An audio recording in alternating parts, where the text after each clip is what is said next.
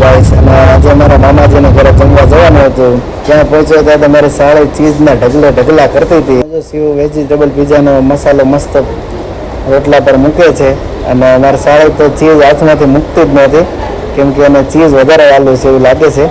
અને મસ્ત ગાર્નિશિંગ જો કરે છે, મસાલા બધા ફૂલ ભરપૂરથી ફૂલ એન્જોય કરવાની છે ગાઈસ. તો જેને પણ વેજ પીઝા વાલા હોય તો કમેન્ટ બોક્સમાં ખાસ જણાવજો.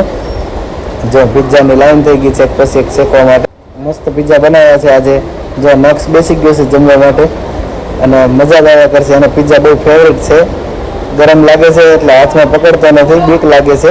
ડાયરેક્ટ અડાડીને ટચ કરીને ખાશે. એને પિઝા બહુ જ ભાવે છે એટલે જો એ ખાવાનું સ્ટાર્ટ કરી દીધું છે. જો ફોટો પાડવા માટે કેટલો નાનો પિઝા એના માટે લાવ્યા છે ગાઈસ. બધાને જય સ્વામિનારાયણ.